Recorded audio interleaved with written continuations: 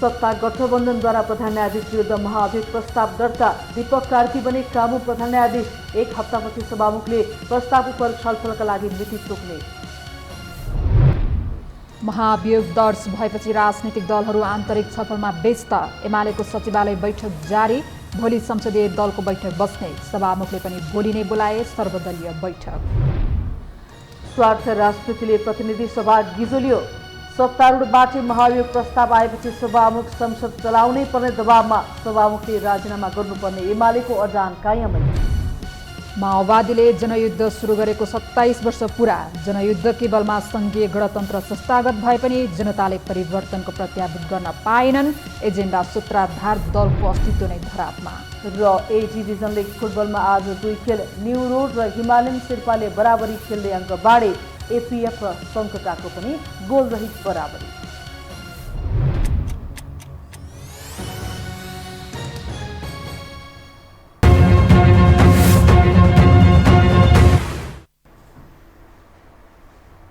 अब समाचार विस्तारमा।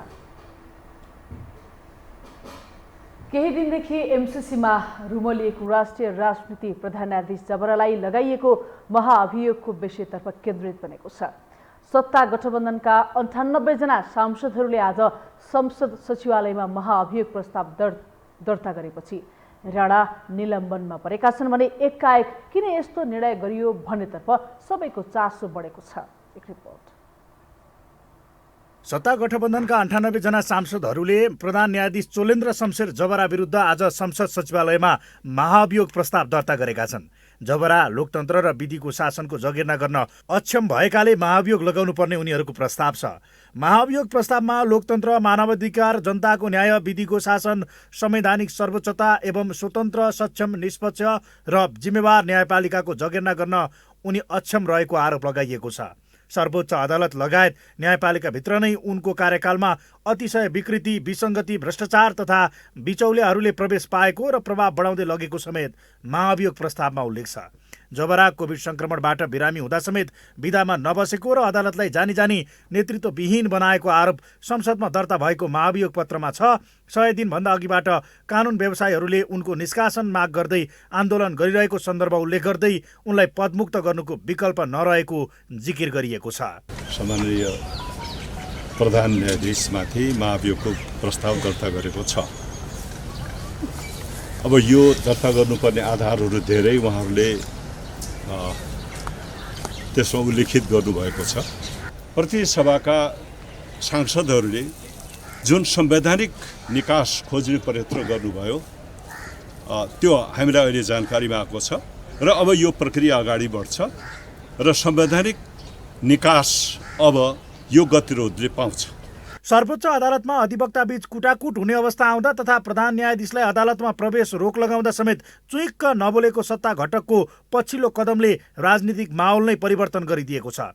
परिणामतः सभामुख अग्निप्रसाद सापकोटाले समसामयिक विषयमा छलफल गर्न सर्वदलीय बैठक बोलाएका छन्। यता सत्ता घटकको पछिल्लो कदमले एमाले पनि झस्किएको छ। बारको आन्दोलन बिस्तारै सेलाउँदै गएको अहिलेको अवस्थामा महाअभियोग दर्ता हुनुले संसद अवरुद्धको काउन्टर भएको एमालेको बुझाइ छ। कारबाही नै गर्ने भए परमादेशको सरकार बनाउने 5 न्यायाधीशलाई कारबाही हुनुपर्ने माग राख्दै आएको एमाले सोमबारका लागि संसदीय दलको बैठक नै बोलाएको छ।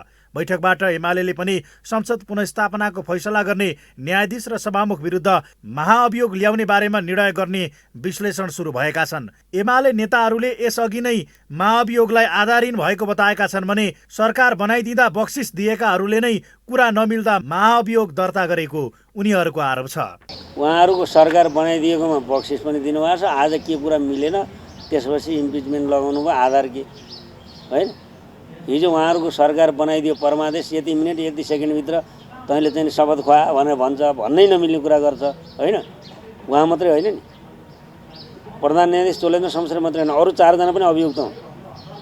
हाम्रो कुरा त्यो हो। यसअघि गत मङ्सिरमा महाअभियोग लगाउन ध्यानकर्षण गराउँदै ओलीलाई भेट्न पुगेको बार एसोसिएसनका पदाधिकारीहरूलाई ओलीले न्यायालय सुधारका केही विषय मात्रै कानुन व्यवसायीको आन्दोलनले उठाएको भन्दै अरू विषय पनि उठाउन सुझाव दिएका थिए। त्यसैले महाभियोगमा निर्णायक मानिएको एमाले कस्तो कदम चाल्छ सबैको चासोको विषय बनेको छ। महाभियोगको विषयका कारण एमाले संसद अवरुद्ध हटाउन बाध्य बन्न सक्ने अवस्था आउन सक्छ। अर्कातर्फ एमाले निष्कासन गरेका सांसदहरू सम्बन्धी मुद्दामा पेशी पनि आजै तोकेको अवस्थामा महाभियोग दर्ताले सत्ता घटकले एमाले माथि दोहोरो तीर चलाएको विश्लेषण सुरु भएको हो।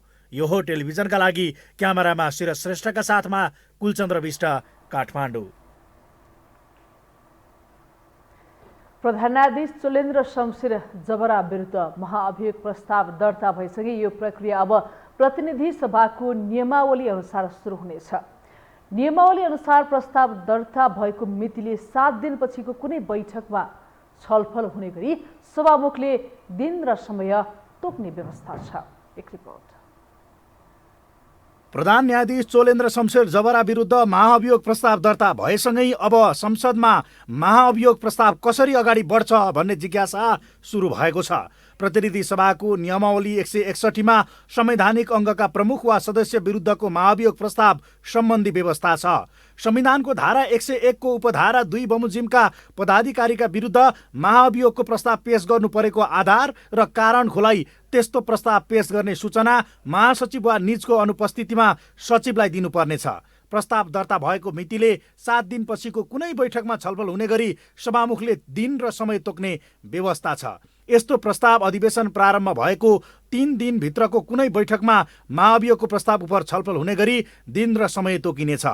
प्रस्ताव पेश भएपछि सभामुखले सो प्रस्तावमा छलफल हुने समयावधि निर्धारण गर्नेछन् र सो छलफल समाप्त भएपछि सभामुखले त्यस्तो प्रस्तावलाई नियम बमोजिमको महाअभियोग सिफारिस समितिमा पठाउनेछन्। महाअभियोगबाट पदमुक्त हुने व्यक्तिले संविधानको गम्भीर उल्लङ्घन गरेको वा कार्यक्षमताको अभाव वा खराब आचरण वा पदीय दायित्वको पालना इमान्दारीपूर्वक नगरेको वा आचार संहिताको गम्भीर उल्लङ्घन गरेको भन्ने आधारमा प्राप्त सूचना, जानकारी वा उजुरी ग्राह्य रहेको भनी कम्तीमा 3 जना सदस्यले प्रमाणित गरी पेश गरेमा नियम 162 बमोजिमको समितिले त्यस्तो उजुरीमाथि छानबिन गरी महाअभियोग सम्बन्धी कारबाहीका लागि सभा अध्यक्ष सिफारिस गरेमा महाअभियोगको प्रस्ताव पेश गर्नेछ। महाअभियोग सम्बन्धी कारबाहीका लागि सभा समक्ष सिफारिस गरेमा महाअभियोगको प्रस्ताव पेश गर्नेछ। त्यो समितिले सुरुवाती अनुसन्धान गर्दा सम्बन्धित व्यक्तिलाई महाअभियोग लाग्न सक्ने मनासिब र पर्याप्त आधार देखिएमा महाअभियोगको सिफारिस पेश गर्ने नियमावलीमा छ। यसरी पेश भएको सिफारिस बैठकमा निर्णयार्थ पेश गर्दा प्रतिनिधि सभामा तत्काल कायम रहेको सम्पूर्ण सदस्य सङ्ख्या 1/4 सदस्यले समर्थन गरेमा महाअभियोगको कारबाहीको प्रक्रिया प्रारम्भ हुन्छ। महाअभियोग सिफारिस समितिमा 11 जना रहनेछन्। समितिले महाअभियोग सिफारिस गठन सम्बन्धी प्रस्ताव कार्यव्यवस्था परामर्श समितिको परामर्श बैठकमा गर्नेछ। सिफारिस समितिले नियम बमोजिम महाअभियोगको प्रस्ताव प्राप्त भएपछि महाअभियोग यथाशीघ्र कारबाही प्रारम्भ गर्नेछ। कारबाही प्रारम्भ भएपछि आरोपित प्रधान न्यायाधीश जबरालाई 7 दिनभित्र उनीमाथि लागेको आरोपको सफाई पेश गर्ने समय दिइनेछ। समितिले प्राप्त गरेको सफाई सन्तोषजनक नभएमा सिफारिस सहितको प्रतिवेदन सदन समक्ष पेश गर्नेछ। त्यसपछि संसदमा प्रतिवेदनमाथि विचार गरियोस् भनी बैठकमा प्रस्ताव पेश हुन्छ। प्रस्ताव पेश भएपछि सो प्रतिवेदनमाथि बैठकमा छलफल हुनेछ। छलफल हुँदा कुनै सदस्यले सो प्रतिवेदनमा संशोधन पेश गर्न वा कुनै विशेष कुराको सम्बन्धमा पुनः छानबिन गर्न प्रतिवेदनलाई महाअभियोग सिफारिस समितिमा फिर्ता पठाइयोस् भन्ने प्रस्ताव पेश गर्न सक्छ। महाअभियोग सिफारिस समितिमा फिर्ता पठाइयोस् भन्ने प्रस्ताव स्वीकृत भएमा सो प्रतिवेदन उक्त समितिमा पठाइनेछ र समितिले पनि 7 दिनभित्र पुनः छानबिन गरी आफ्नो प्रतिवेदन बैठकमा पठाउनेछ।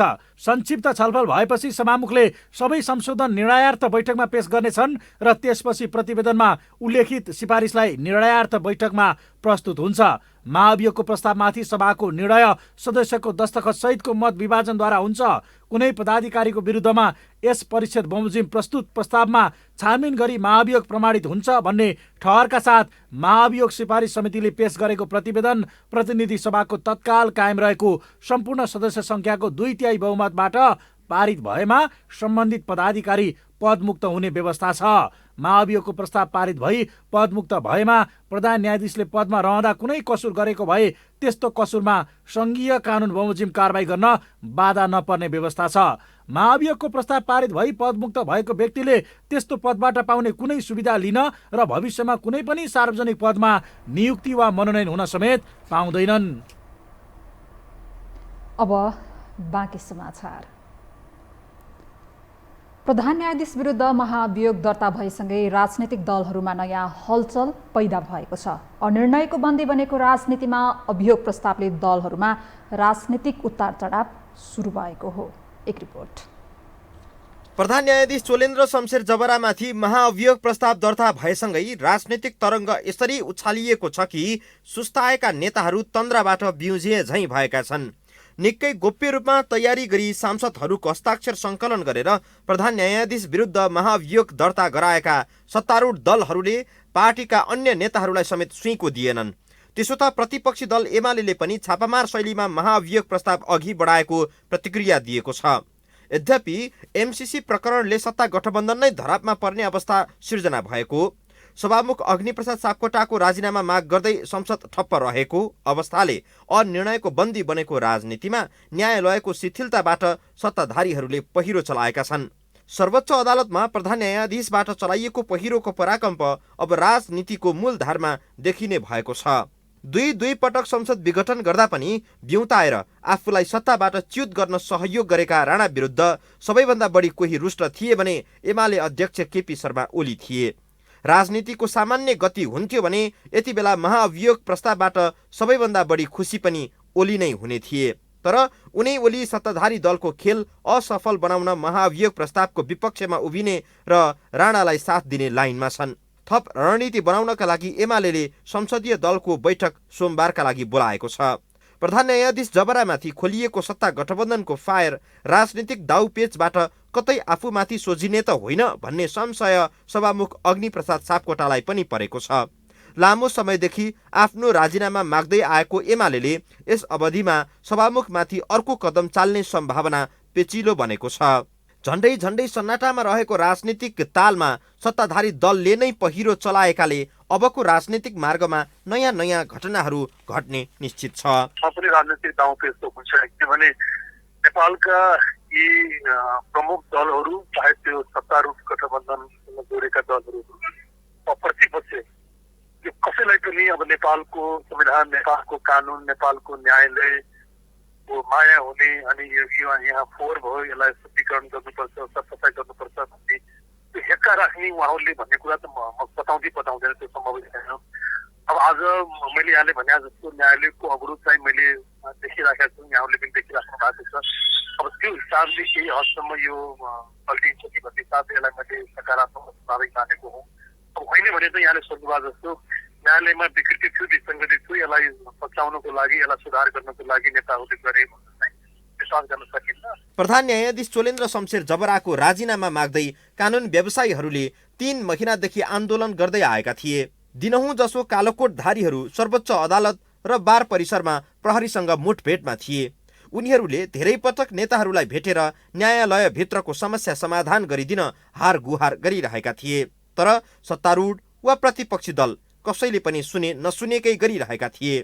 तर सत्तारूढ नेताहरूले यति अप्रत्याशित रूपमा प्रधान न्यायाधीश विरुद्ध महाअभियोग प्रस्ताव दर्ता गरे कि यी कानुन व्यवसायीहरूले पनि थाहा पाएनन्।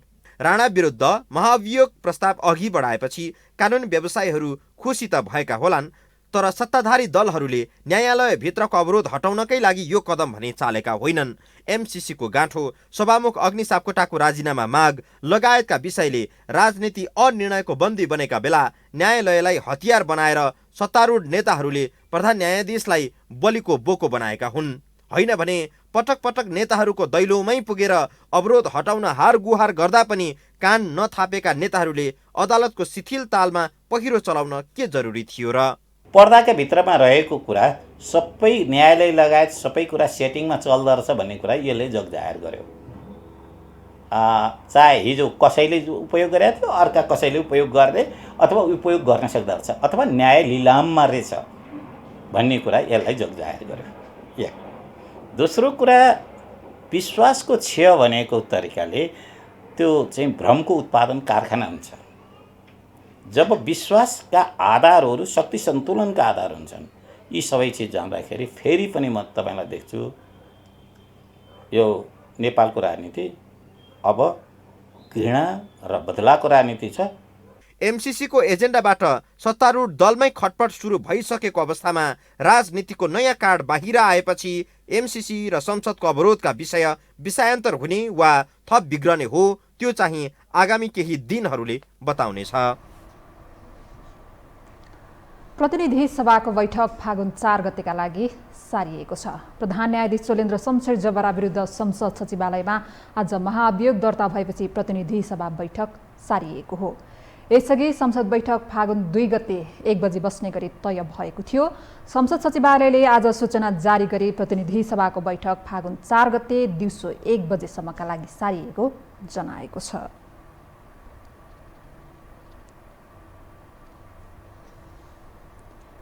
संसद पुनर्स्थापना भए पश्चात निरन्तर प्रतिपक्षको अवरोधले प्रतिनिधि सभाको बैठक चल्न सकेको छैन। पछिल्लो सबै दलहरू एमसीसी विवादमा रुमलिँदा निरन्तर संसद बैठक नै स्थगित भइरहेको छ। यही बेला गठबन्धनले प्रधान न्यायाधीशमाथि महाभियोग प्रस्ताव पेश गरेसँगै फागुन 4 को सदन कसरी अगाडि बढ्छ भन्ने चासो बनेको छ। एक रिपोर्ट। फागुन 2 गते सोमबार दिउँसो 1 बजे बोलाइएको प्रतिनिधि सभाको बैठक विशेष कारण देखाउँदै स्थगित भयो। संसद बैठक फेरि सारेको यो तेस्रो पटक हो। आगामी बैठक फागुन 4 गतेका लागि बोलाइएको छ। बैठक सारिएको संसद सचिवालयबाट त्यति बेला सार्वजनिक भयो जति बेला प्रधान न्यायाधीशमाथि महाअभियोग प्रस्ताव दर्ता भएको खबर भर्खरै फैलिँदै थियो। एमालेको अवरोध र एमसीसीको अन्योलताका कारण सभामुख सापकोटाले सदनलाई तर्काउँदै आएका थिए। सत्ता स्वार्थमा महाअभियोगको प्रस्ताव अघि बढेकाले एमालेको यस अघिकै अवरोधलाई ख्याल गर्दै अबको बैठक कसरी अघि बढ्ला भन्ने सबैले चासो व्यक्त गरेका छन्। प्रमुख प्रतिपक्षी दल नेकपा एमालेले यो संसदबाट निकास नहुने र कारबाहीको सिफारिस गरेको सांसदको निलम्बनको अडान एमालेको अर्को जोरदार माग हो। यी माग सम्बोधन नगरे सभामुखले राजीनामा गर्नुपर्ने एमालेको अर्को चर्को अडान छ। प्रधान न्यायाधीशको महाअभियोग प्रस्ताव अघि सारेर सत्ता गठबन्धनले विषयान्तर गर्न खोजेको भन्दै एमालेले संसदलाई चल्न नदिने बटम लाइन बनाएको छ। पार्टीले कारबाही गरेर निकालेका मान्छे गैर सांसदलाई सांसदको संख्या या पार्टी केन्द्रीय कमिटीको संख्या भनेर सरकारले जे भन्छ त्यही काम गरेर निर्वाचन आयोगले त निष्पक्ष काम गर्नुपर्ने होइन। त्यसै कानुन शक्ति पृथकीकरणको सिद्धान्त संविधानवादलाई धुलो चटाएको हुनाले पहिला त्यो करेक्सन हुनुपर्छ।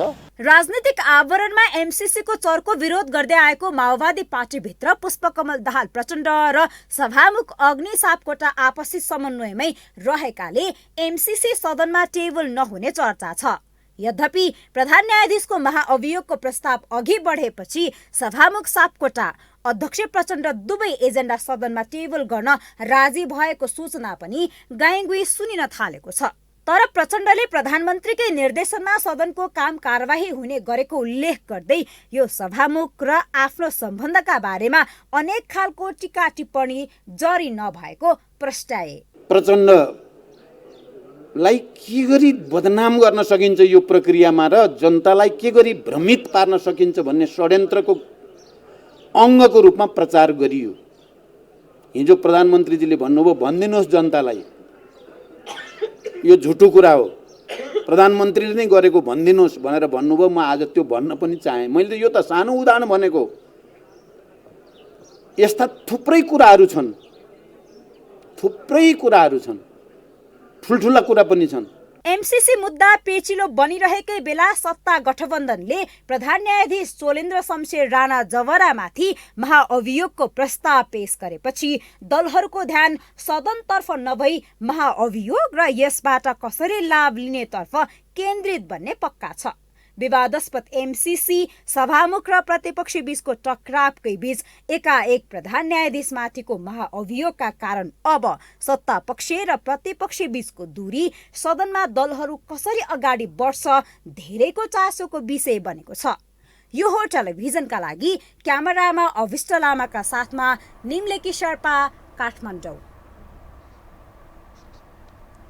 हामीसँग समाचार बाँकी नै छन्, अहिलेलाई विश्राम।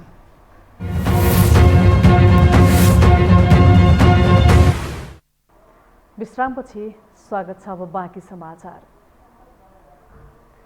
कानुन न्याय तथा संसदीय मामिला मन्त्री दिलेन्द्र प्रसाद बडुले प्रधान न्यायाधीश चोलेन्द्र शमशेर जबरा विरुद्ध दर्ता भएको महाभियोगको प्रस्तावमा प्रमुख प्रतिपक्षी दल नेकपा एमाले पनि साथ दिने बताउनु भएको छ। आज नेपाली कांग्रेस, नेकपा माओवादी केन्द्र र नेकपा एकीकृत समाजवादीका सांसदहरूले प्रधान न्यायाधीश जबरा विरुद्ध संघीय संसद सचिवालयमा महाभियोगको प्रस्ताव दर्ता गराएका हुन्। सो क्रममा बोल्दै मन्त्री बडुले न्यायालयमा भएको गतिरोध अन्त्यका लागि र संवैधानिक ढङ्गले न्यायपालिका सुचारू गराउने कुरामा सबै दलले साथ दिने बताउनु भयो।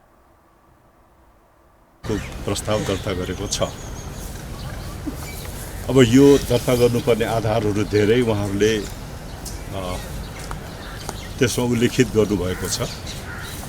तर हामीलाई के लागिरहेको छ भने हामीलाई लाग्छ तपाईहरु सबैलाई पनि जानकारी छ।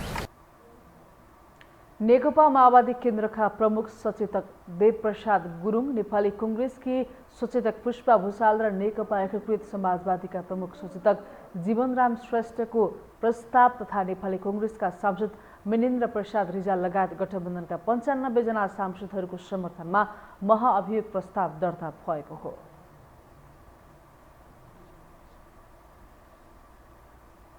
प्रधान न्यायाधीश नेपाल बार एसोसिएसन र सर्वोच्च अदालत बार एसोसिएसनले निलम्बित प्रधान न्यायाधीश चोलेन्द्र शमशेर जबरा विरुद्धको आन्दोलनलाई अझै सशक्त बनाउने चेतावनी दिएका छन्। प्रधान न्यायाधीश जबरा विरुद्ध संसदमा महाअभियोग दर्ता भए लगत्तै नेपाल बार एसोसिएसनका अध्यक्ष चण्डेश्वर श्रेष्ठ र सर्वोच्च अदालत बार एसोसिएसनका अध्यक्ष पूर्णमान शाक्यले नयाँ प्रधान न्यायाधीशले शपथ नलिएसम्म आफूहरूको आन्दोलन अझै सशक्त बनाएर लैजाने बताउनु भएको हो। आज नेपाल बार एसोसिएसन परिसरमा कानुन व्यवसायीहरूमाझ सम्बोधन गर्दै बार अध्यक्ष श्रेष्ठले प्रधान न्यायाधीश जबरा विरुद्ध संसदमा व्यापक छानबिन हुनुपर्ने माग गर्नुभयो। हामीले कार्यक्रम गर्नुपर्ने नहोस्। त्यसकारणले गर्दाखेरि हाउसमा जो दर्ता भएको महाअभियोग पत्र हो त्यसमा व्यापक रूपमा छानबिन हुनुपर्दछ। बिचौलियाहरूलाई पनि छानबिनको दायरामा ल्याउनु पर्दछ। सर्वोच्च अदालत बार एसोसिएसनका अध्यक्ष शाक्यले जबरा पदच्युत नभएसम्म आफूहरूको आन्दोलन जारी रहने पनि बताउनु भयो। उहाँलाई बहिर्गमनबाट होस्, राजीनामाबाट होस् या महाभियोग प्रक्रियाबाट होस्, उहाँ पदच्युत भएर अर्को प्रधान न्यायाधीशको विधिवत नियुक्ति भएर शपथ ग्रहण नगरेसम्म हाम्रो कार्यक्रम जारी रहन्छ। विरोध कार्यक्रममा बोल्दै नेपाल बार एसोसिएसनका पूर्व अध्यक्ष दया हरिहर दाहाल र शम्भु थापाले न्यायपालिकाको सुधार नभएसम्म आन्दोलन जारी राख्ने बारको नेतृत्वलाई आग्रह गर्नुभएको थियो। सर्वोच्च अदालतले 14 सांसदलाई पदमुक्त गर्न माग गर्दै नेकपा एमाले दर्ता गरेको लगायतका 3 मुद्दालाई एकैसाथ सुनवाईमा राख्ने आदेश गरेको छ। आइतबार न्यायाधीश दया ईश्वर प्रसाद खतिवडा र कुमार रेग्मीको इजलासले यस्तो आदेश गरेको हो। एमाले अध्यक्ष केपी ओलीले माधव कुमार नेपाल सहित नेकपा एकीकृत समाजवादीमा प्रवेश गरेका 14 सांसदको पद खारेजी सहित 3 रिट निवेदन दर्ता गराएका थिए। भदौ 17मा सर्वोच्चमा दर्ता भएको मुद्दामा निर्वाचन आयोग लगायतलाई विपक्षी बनाइएको छ।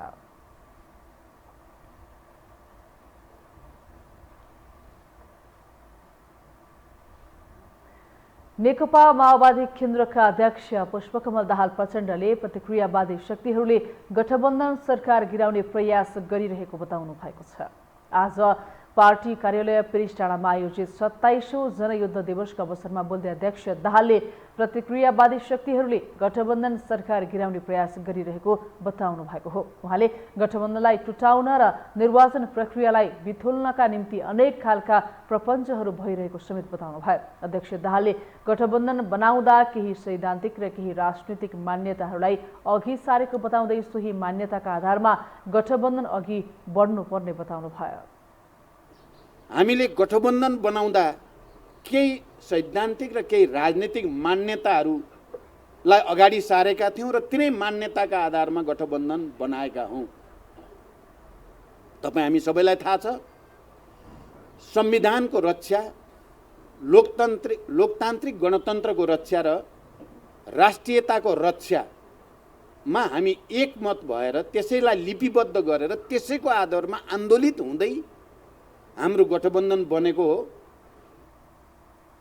अध्यक्ष दाहालले प्रतिगमन प्रतिक्रान्तिका षड्यन्त्रलाई परास्त गर्न कम्युनिस्टहरू एकजुट हुनुपर्ने बेला भएको बताउनुभयो। उहाँले जनयुद्धमा भएका त्याग र बलिदानलाई शिरोधार्य गरेर कम्युनिस्टहरू एकताबद्ध भई जनयुद्धलाई सफल बनाउन आवश्यक रहेको बताउनुभयो।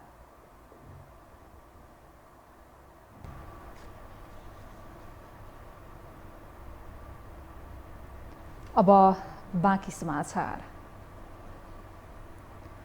नेपाली इतिहासलाई हल्लाउने माओवादी जनयुद्धको थालनी भएको 27 वर्ष पुरा भएको छ। तत्कालीन राज्य सत्तालाई परास्त गर्न होमिएको माओवादी अन्ततः जनसत्ताबाट जनताको परिवर्तन गर्न केही सफल पनि भयो। माओवादीले युद्धको घोषणासँगै उठाएका अक्सर मुद्दाहरू संस्थागत भए पनि स्वयं पार्टी जनताको विश्वासबाट भने च्युत हुँदै गएको छ। एक रिपोर्ट। माओवादीले जनयुद्ध सुरु गरेको 27 वर्ष पुगेको छ भने विस्तृत शान्ति सम्झौतासँगै देशले शान्ति पाएको 17 वर्ष पुगेको छ। 17 वर्षदेखि माओवादी केन्द्र सत्ताकै वरिपरि छ। जनजीविका मुद्दा, समाजमा देखिएका असमानताको खाडल, निरङ्कुश शासन प्रणाली अन्त्यको मुद्दा उठाएर माओवादी केन्द्र 2052 साल फागुन 1 गते जनयुद्धमा होमिएको थियो। 10 वर्ष 9 महिना 1 दिन सशस्त्र युद्ध मोर्चामा रह्यो। समाजमा व्याप्त रहेको बेथिति विरुद्ध तत्कालीन अवस्थामा संसदीय प्रणालीबाट देशमा समस्या समाधान गर्न नसक्ने ठहर गर्दै माओवादी जनयुद्धमा होमियो। माओवादीको जनयुद्धकै राप्ताबाट प्राप्त वर्तमान राज्य व्यवस्था र शासन प्रणालीले जनताको जीवन पद्धति र विकास रूपान्तरणमा आशातीत परिवर्तन सम्भव भयो भन्ने प्रश्नको जवाब चाहिँ अझै पनि प्रष्ट भइसकेको छैन। आज विस्तृत शान्ति सम्झौता सम्पन्न भएको 1.5 दशक बितिसक्दा पनि नेपाली नागरिक रोजगारीका लागि खाडी भाँसिने क्रम रोकिएको छैन। स्वयं माओवादी पूर्व लडाकुहरू देशमा रोजगारी र भविष्य नदेखेर खाडी मुलुकमा भाँसिएका छन्। माओवादी युद्धमा होमिएर उजाडिएको कैयौंको जीवन सिंचित हुन पाएको छैन र पनि गणतन्त्र, धर्मनिरपेक्षता, संघीयता, संविधान सभाबाट संविधान प्राप्त गर्ने मुद्दा पूरा भएकोमा माओवादीले उपलब्धिपूर्ण सङ्घर्ष मानेको छ। यो दिवसलाई जति सम्मानित गर्यो संघीय लोकतान्त्रिक गणतन्त्र त्यति सुदृढ हुन्छ। यो दिवसलाई जति कमजोर पार्यो यो संविधान र परिवर्तन, लोकतन्त्र र गणतन्त्र जनताका सबै उत्पीडित वर्ग, जाति, क्षेत्र, समुदायका हक अधिकारहरू त्यसरी नै खोसिँदै जान्छन्। त्यसकारण यसको अन्तर सम्बन्ध अलि गहिरो छ, ठुलो छ, रणनैतिक छ भएर म भन्न चाहन्छु। जनयुद्धकालले 17,000 मानिसको ज्यान गयो, हजारौंको सिउँदो पुछियो, हजारौं बालबालिका टुहुरा मात्रै बनेनन्, लाखौं युवाहरूको भविष्य अन्धकारमा रुमलियो। तर चप्पल पड्काउँदै काठमाडौँ प्रवेश गरेका माओवादीका उपल्लो तहका नेताहरू 1.5 दशकमा काठमाडौँमा महल ठड्याउन सक्षम भए। आफ्ना छोराछोरीको भविष्य सुनिश्चित गर्न सफल रहे। जनजीविकाका विषय भन्दा उनीहरू सत्ता, शक्ति र स्वार्थका लागि लडिरहेका छन् र पनि उनीहरू अझै अहिलेकै व्यवस्थाबाट जनतामा माग पूरा गर्छौं भन्दै झ्याली पिट्न भने थाकेका छैनन्। बाँकी कार्यभार पूरा गर्नलाई हतियार उठाउनु पर्दैन। अब बाँकी कार्यभार पूरा गर्नलाई हामी फेरि सडकमा नै असुलिटी गइहाल्नु पर्दैन। हामी अहिले जुन प्रक्रियामा, जुन ग्राउन्डमा हामी खडा भएका छौँ, जहाँ जुन परिस्थिति मुलुकमा चेन्ज भएको छ, यो चेन्ज कन्टेक्स्टमा हतियार नउठाइकन, सडकमा अझ नगइकन हामी चाहन्छौँ, हामीले त्यो सम्भावना देख्छौँ, यी कार्यभारहरू पूरा गर्न सक्छौँ। गणतन्त्र, संघीयता र समावेशिता जस्ता जनयुद्धकालीन मुद्दाले पाएको उपलब्धिले जनताको जीवनमा तात्विक भिन्नता चाहिँ पाउन सकेको छैन। सिद्धान्तको राजनीति सुविधाको राजनीतिमा फसेपछि जे पनि व्याख्या विश्लेषण गर्ने सुविधा भयो। त्यसले गर्दाखेरि नै प्रचण्ड लगायतका सम्पूर्ण नेपाली राजनीतिक दल नै स्वयं आफैमा क्वेसन छन्। काङ्ग्रेस रहेन, एमाले रहेन, त्यताबाट माओवादी रहेन। प्रचण्डका समस्या चाहिँ के भनेदेखि माओवादी मात्रै होइन कि बुर्जुवा एउटा आदर्शलाई पनि राजनीतिमा टिकाउन नसक्नु बरु चाहिँ उहाँको क्षयीकरणको कारण हुन्। माओवादीले 27 वर्ष पहिले बीजारोपण गरेको मुद्दाहरू 10 वर्ष 9 महिना 1 दिनमा कानुनी रूपमा संस्थागत हुन त सफल भयो, तर सोही अनुरूप राज्य संयन्त्र बनेको 17 वर्ष बित्दा जनतालाई त्यही व्यवस्था निल्नु न ओकल्नु बनेको छ। जनताले अर्को व्यवस्थाको खोजी गर्नु पूर्व नै राज्य व्यवस्थाप्रति जनतालाई विश्वस्त बनाउन जरुरी छ। राष्ट्रिय प्रजातन्त्र पार्टी राप्रपाबाट अलग हुनुभएका कमल थापा राप्रपा नेपालको अध्यक्ष बन्नु भएको छ। निर्वाचन आयोगमा पहिले दर्तामा रहेको राप्रपा नेपालमा कमल थापा नयाँ अध्यक्ष बन्नु भएको हो। राप्रपाबाट अलगिएर थापाले नयाँ नाममा पार्टी दर्ता गर्ने तयारी गर्नुभएको थियो, तर त्यो बाटो छोडेर थापाले पुरानै राप्रपा नेपाललाई बिउताउनु भएको हो।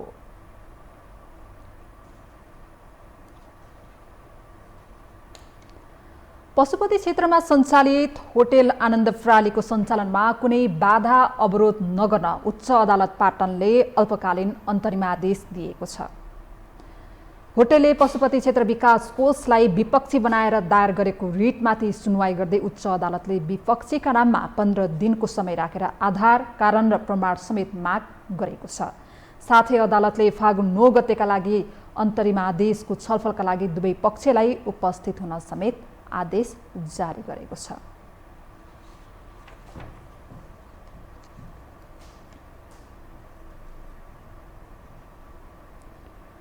पछिल्लो 24 घण्टामा नेपालमा थप 521 जनामा कोरोना संक्रमण पुष्टि भएको छ। स्वास्थ्य तथा जनसङ्ख्या मन्त्रालयका अनुसार 6037 जनाको PCR परीक्षण गर्दा 427 जना र 4078 जनाको एन्टिजेन परीक्षण गर्दा 94 जना गरी 521 जनामा संक्रमण पुष्टि भएको हो। सोही अवधिमा 3935 जना संक्रमण मुक्त भएका छन् भने 10 संक्रमितको ज्यान गएको छ।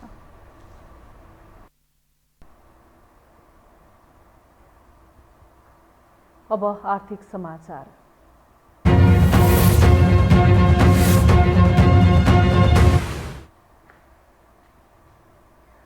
साताको पहिलो कारोबारको दिन आज शेयर बजार मापक निफ्टी परिसूचक 100 अङ्कभन्दा बढीले गिरावट भएको छ। एक हप्तादेखि निरन्तर रूपमा घट्दै आएको निफ्टी परिसूचक आज 101.24 अङ्कले घटेर 2700.32 बिन्दुमा ओह्रालो लागेको हो। त्यस्तै सेन्सिटिभ इन्डेक्स 15.62 अङ्कले घटेको छ भने फ्लोट इन्डेक्स 6.94 अङ्क र सेन्सिटिभ फ्लोट इन्डेक्स 5.26 अङ्कले घटेको छ। ब्याङ्किङ प्रणालीमा लगानीयोग्य रकम तरलता अभावका कारण ब्याङ्क तथा वित्तीय संस्थाले ब्याज दर वृद्धि गर्ने निर्णय गरेसँगै आज निफ्टी परिसूचक उच्च अङ्कले गिरावट आएको छ। आज कारोबारमा आएका 227 कम्पनीको 1,16,61,639 किता सेयर 5,97,72,14,14,731 रुपैयाँ बराबरको सेयर खरिद बिक्री भएको छ।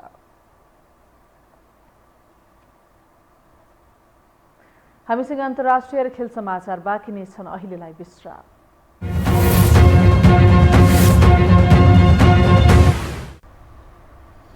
विश्रामपछि पुनः स्वागत छ। अब पालो अन्तर्राष्ट्रिय समाचारको।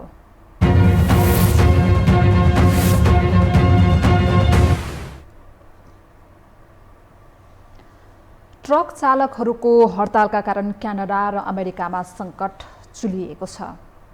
सयौं ट्रक चालकहरूले अन्टेरियोको विन्सडरमा रहेको एम्बेसडर पुलमा आवाज जावट ठप्प पारेका छन्, जसका कारण अमेरिकाबाट हुने सामान आयात निर्यात पूर्ण रूपमा बन्द भएको छ। उनीहरूले खोप कार्यक्रम र प्रधानमन्त्री जस्टिन ट्रुडो विरुद्ध लगातार नाराबाजी गरिरहेका छन्। 50,000 भन्दा बढी प्रदर्शनकारीहरूले पुलमा जम्मा भएर विरोध प्रदर्शन गरेको अन्तर्राष्ट्रिय सञ्चार माध्यमहरूले जनाएका छन्, जसका कारण अन्टेरियोमा आपतकालीन घोषणा गरिएको छ।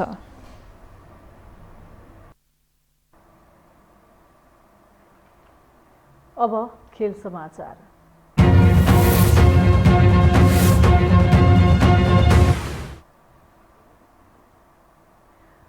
शहीद स्मारक ए डिभिजन लिगमा आज 2 खेल भएका छन्, जस अन्तर्गत आज भएको पहिलो खेलमा न्यू रोड टिम एनआरटी र हिमालयन शेर्पा क्लबले बराबरी खेल्दै अङ्क बाँडेका छन्। आज भएको खेलमा एनआरटी र हिमालयनले गोलरहित बराबरी खेल्दै अङ्क बाँडेको हो।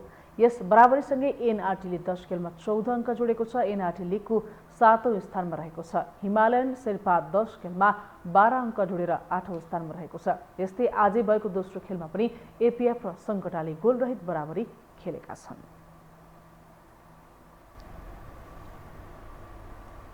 खेल समाचारसँग हामी यो समाचारको अन्त्यमा आइपुगेका छौँ। बिदा हुनु अघि प्रमुख समाचार पुनः एकपटक।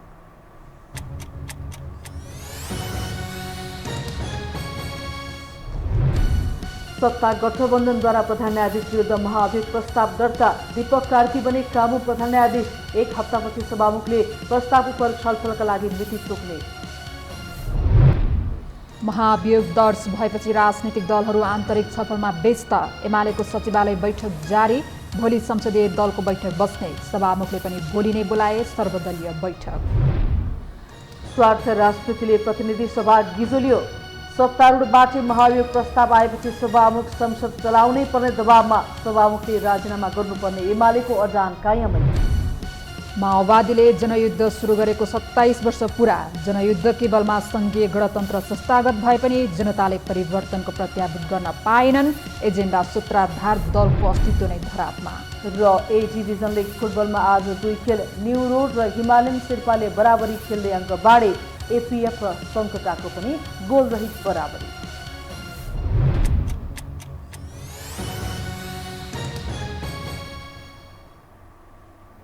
हवस् त यो समाचार सकियो। समाचार बुलेटिनका साथै यो टेलिभिजनका सम्पूर्ण कार्यक्रम यो टेलिभिजन.com, यो खबर.com, युट्युब र फेसबुकमा पनि पढ्न र हेर्न सक्नुहुनेछ। मोबाइलमा यो टिभी एप डाउनलोड गरी हामीलाई प्रत्यक्ष हेर्न सक्नुहुनेछ।